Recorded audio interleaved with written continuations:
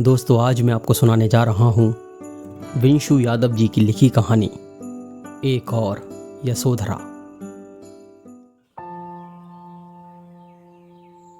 वैदेही, हाँ, यही नाम था उसका। सीधी सादी सी, पतली सी, गौरवर्ण, सुंदर नैन नक्श, कमर से भी नीचे तक जाते हुए उसके बाल, जिनका हमेशा वो बेतरतीब ढंग से जूड़ा बना के रखती थी। जगह जगह फटने पर पैच लगाकर सुधारी हुई साड़ी। कुल मिलाकर दिखने में औसत, पर अगर अमीर होती तो निश्चित रूप से उससे सुंदर स्त्री पूरे जहां में कहीं नहीं होती। लेकिन किस्मत के लिखे को कौन टाल सकता है। 10वीं जमात तक पढ़ी हुई थी, लेकिन बहुत ही गुणी और अपने काम में बिल्कुल निपुण थी। सुबह सुबह 5 घरों का काम निपटा देती थी। इनमें से एक घर मेरा भी था। मेरे घर आने का उसका समय लगभग 8 बजे का था। पिछले पूरे 5 दिन से वो काम पर नहीं आई थी।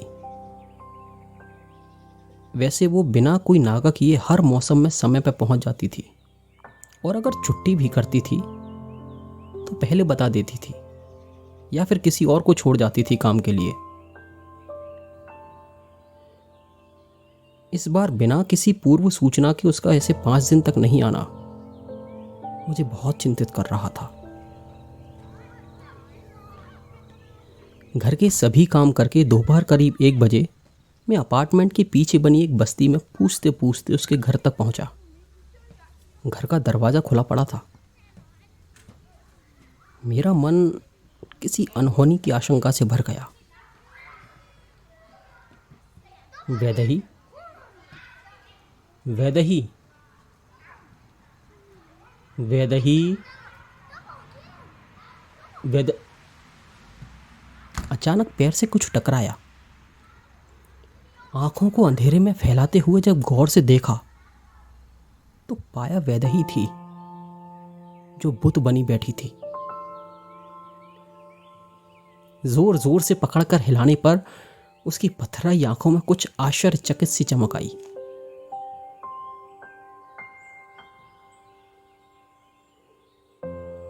बाबूजी, आप यहां? माफ कीजिएगा, बिना बताए ही इतने दिनों से नहीं आई। एक साथ कितना कुछ बोल गई थी वो। खड़ी होकर उसने रोशनी की, फिर कोने में बिछी चारपाई पे बैठने का इशारा किया।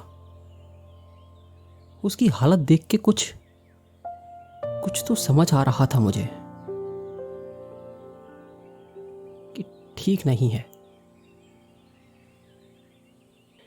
पर मेरा किसी भी नतीजे पर पहुंचने के लिए उससे पूछना भी जरूरी था।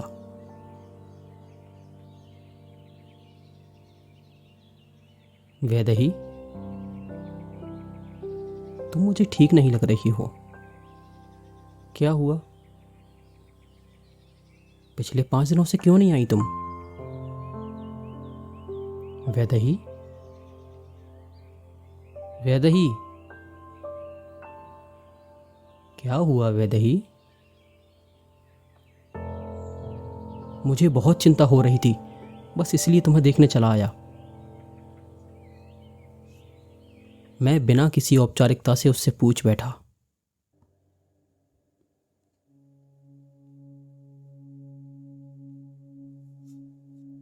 बाबूजी, ये कोने में पड़ी हुई किताबें देख रहे हो आप? मेरा ध्यान अभी तक बीवी के अलावा किसी और पर नहीं गया था। देखने पर पाया कि एक संदूक पर ढेर सारी महात्मा बुद्ध के जीवन से प्रेरित किताबें बिखरी पड़ी थीं। इन किताबों से क्या आशय है तुम्हारा? ये तो बहुत ही अच्छी किताब है, तुम पढ़ती हो इन्हें? नहीं बाबूजी, वो व्यंग से हंसी। हम औरतों के पास कहाँ इतना समय होता है। पूरा दिन काम करने के बाद रात को थोड़ा बहुत निम्मी को पढ़ा लेती हूँ। फिर दोनों माँ बेटी सो जाते हैं। ये तो राम जी पढ़ते थे।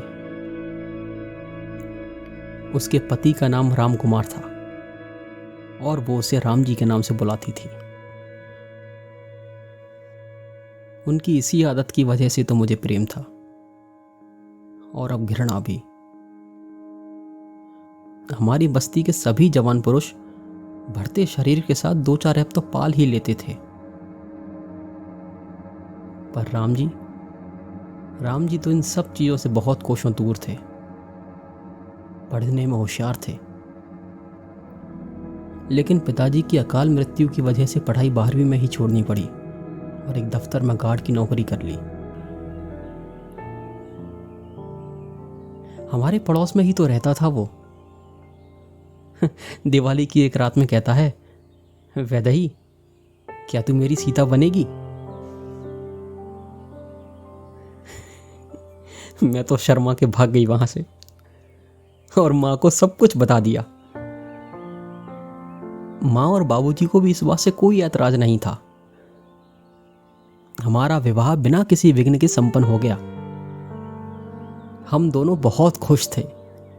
वो मेरे रंग रूप से मुग्ध था और मैं उसके सीधेपन पर। और शादी के साल भर बाद ही निम्मी आ गई हमारी दुनिया में। हम दोनों को उससे असीम प्रेम था। मैं काम से बचने वाले समय में निम्मी को संभालती और राम जी अपनी पुस्तक को। पर पिछले 2-4 महीनों से बहुत शांत शांत रहने लगे थे और बौद्धत्व ग्रहण करने की बातें करने लगे। मैं डर गई थी। और अभी 6 दिन पहले भी तो यही हुआ था। वो बड़े ही निर्मोही बातें कर रहे थे। कह रहे थे कि वैदेही मुझे बांधो मत, मेरा जीवन मेरे लिए बोझ बन जाएगा, मुझे जाने दो, मुझे भी मोक्ष पाना है, इस संसार से बिल्कुल विमुक्त हो जाना है। मैंने कहा कि जब यही सब करना था तो विवाह क्यों किया, बच्चा क्यों किया, मुझसे झूठे सच्चे वादे क्यों किए? नहीं मानती मैं इन सब चीजों को। अरे कैसे रह पाओगे तुम अपनी पत्नी और बच्ची की जिम्मेदारियों के बिना? क्या कायर नहीं कहलाओगे तुम? बाबूजी, लेकिन मेरे सवालों का शायद कोई जवाब नहीं था उसके पास। इसलिए जब मैं काम करके लौटी तो वो जा चुका था कहीं दूर, और एक कोरे कागज पर स्याही से लिखकर, मुझे माफ कर देना। अब आप ही बताओ बाबूजी कि कैसे कर दूं माफ उस आदमी को? अरे कैसा बुद्ध बनना जी? हमें तो बचपन से सिखाया जाता है कि दूसरे के लिए जीना ही जीवन है, अपनी हर जिम्मेदारी को पूरा करना ही जीवन है।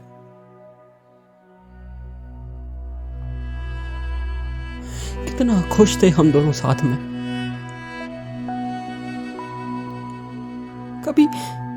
कभी ऐसा लगा ही नहीं कि ऐसा भी हो सकता है। अब मैं कहां जाऊंगी निम्मी को लेकर?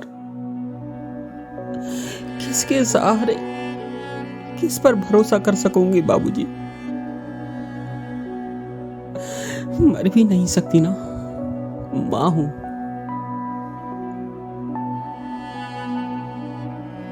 आंसुओं से उसका आंचल भीग चुका था और सुबकियां भी नहीं थम रही थी। मैंने उसे पानी का गिलास दिया और थोड़ा आराम करने को कहा। उसकी बेटी निम्मी बुखार में तप रही थी। उसे डॉक्टर को दिखाकर दोनों को सांत्वना देकर घर लौट आया। घर आकर मैं बालकनी में आराम कुर्सी पर बैठ गया और सोचने लगा उसके बारे में। कि कितनी बार हमने बचपन से लेकर आज तक सिद्धार्थ चरित्र और भी जाने कितनी कहानियां पढ़ी हैं, लेकिन कभी ये बात तो दिमाग में आई ही नहीं कि उस महान पुरुष का त्याग से भी बड़ा त्याग उस स्त्री का था जो अपने भरे पूरे परिवार और यौवन के बावजूद भी बिना किसी कसूर के पूरा जीवन सजा भुगतती रही। क्यों कभी कोई औरत नहीं करती गृह त्याग अपनी सभी जिम्मेदारियों को त्याग कर? क्यों वो हमेशा कर्म को ही सेवा मान लेती है, पूजा मान लेती है, जीवन समर्पित कर देती है? कितनी औरतें होती हैं जो जीवन के किसी पड़ाव पर बहुत परेशान होती हैं, आत्महत्या तक करने को आतुर हो जाती हैं, लेकिन कभी ऐसी बातें उनके जहन तक में भी नहीं आती। और कैसे हो जाते हैं ऐसे निर्मम वो दिल जो कभी जिन पर जान न्योछावर करने को तैयार रहते थे, उन्हें ही छोड़ जाते हैं जीने मरने के लिए। और कैसे बन गया वो महान पुरुष जिसने अपनी पत्नी को अपने उसी दिन जन्मे नवजात शिशु के साथ छोड़कर बिना बताए गृह त्याग कर दिया। और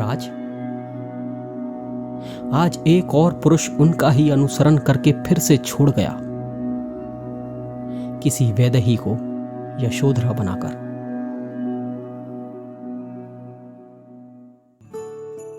दोस्तों, ये थी विंशु यादव जी की लिखी कहानी एक और यशोधरा।